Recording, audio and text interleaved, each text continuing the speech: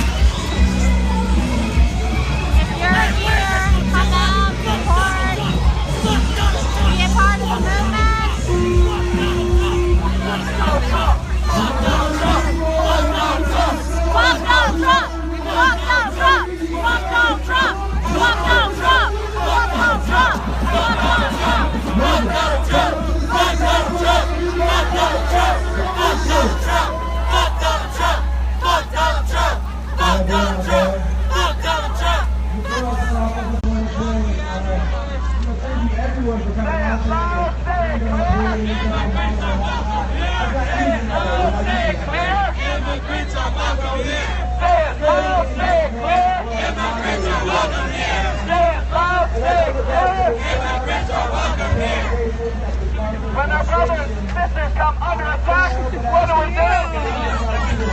Protest on! Under attack, what do we do? When our brothers and sisters come under attack, what do we do?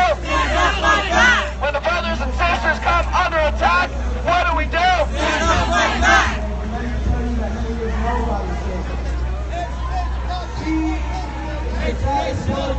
Education, not deportation. Education, not deportation. Education, not deportation.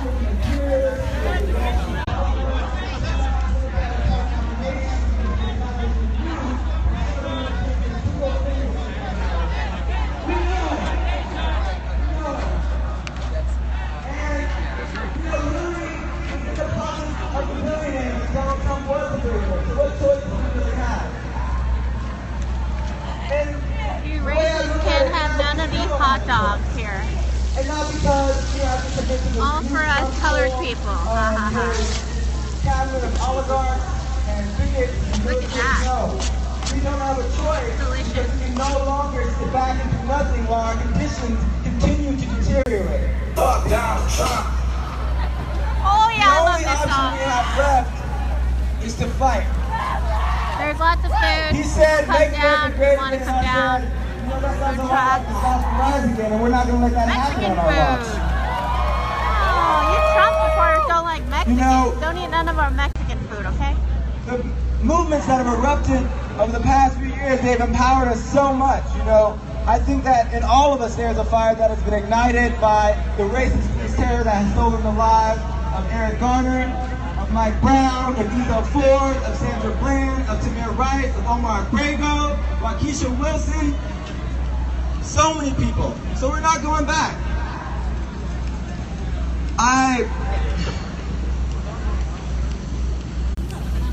I think that, you know, in Florida, I'm reminded of the events that took place in Florida not too long ago when one man saw a black boy he didn't recognize wearing a hoodie and he murdered him. That man walked free.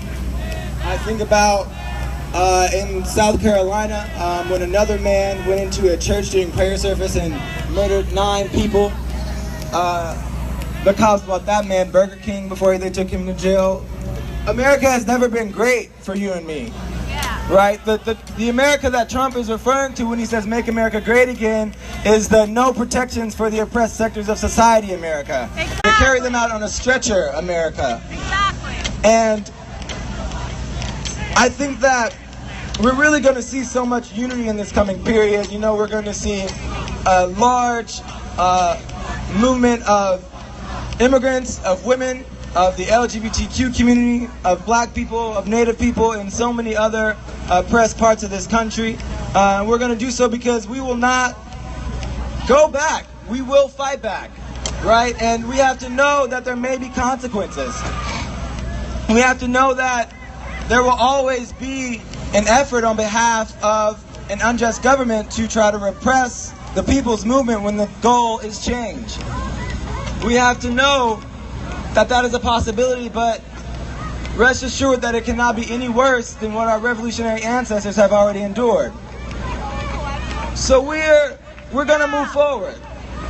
And we must be leery but never afraid, because fear is no longer, it's really a luxury that we can no longer afford, because see, in Trump's campaign, he exploited the people's fear and used that to place the blame on the innocent for a problem that the entire system is responsible for, right? Capitalism is the problem and the revolution will solve it, right?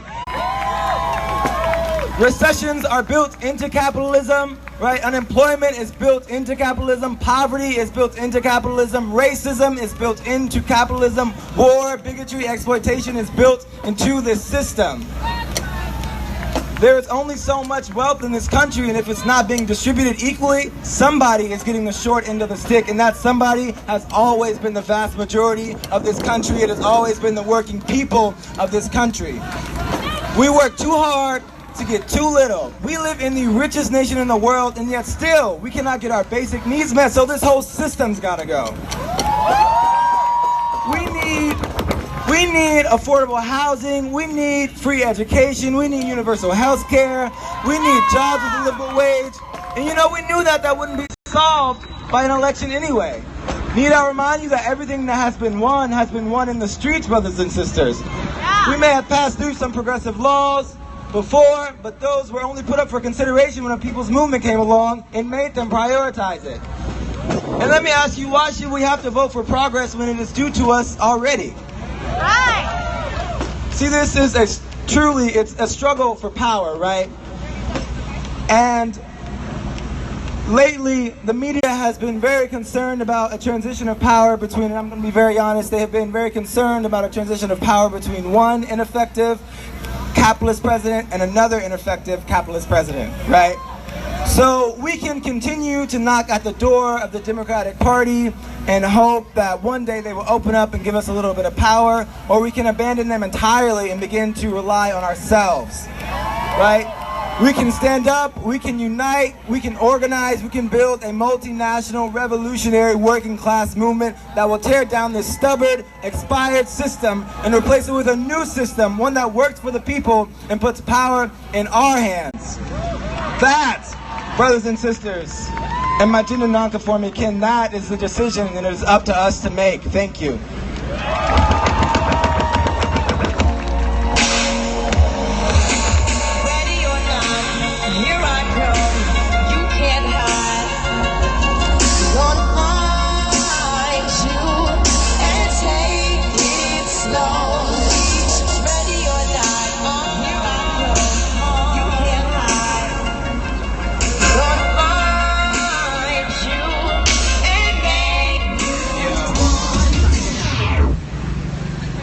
So I don't need to tell the people of California that one of the biggest threats to this beautiful state, this nation, and this entire world is the threat of human-made climate change. All right.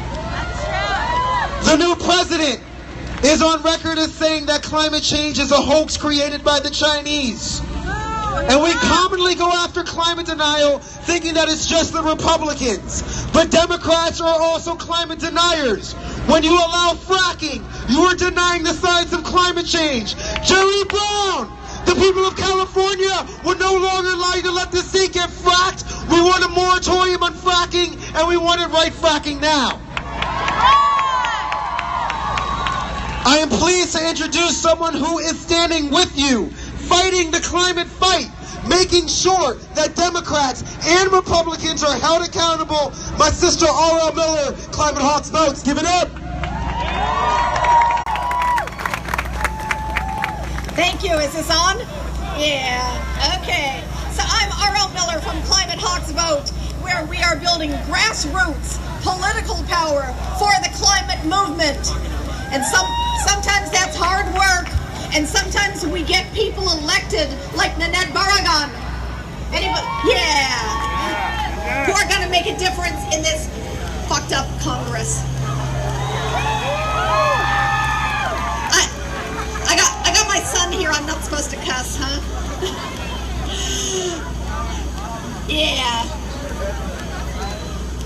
But I've got two questions for you. Do you think Californians have a right to clean air and clean water? Yeah! And are you prepared to take action? Yeah! Okay, I need everybody to pull out your phones. Yeah. It's not raining, you got no excuse.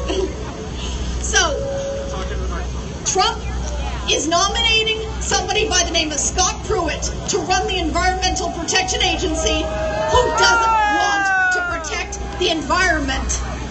And Pruitt, yeah, he likes chicken shit. Yeah! He literally voted for chicken shit over clean water. I am not making that up.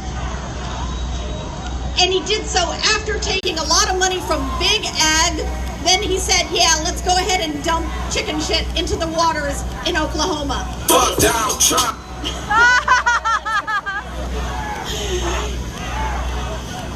He believes in states' rights to pollute in Oklahoma and Texas, but he doesn't believe in Californians' rights for clean air and clean water.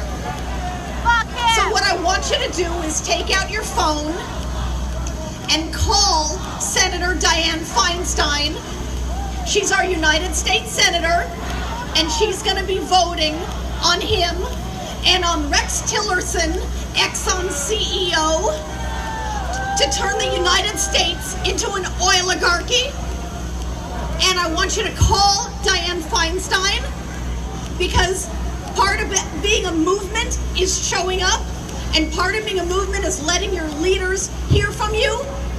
And that means calling 310-914-7300. That's her LA office. Call, take action, because marching is important. And telling them $1 billion before for these bad Trump nominees. And if she does, we will hold her accountable.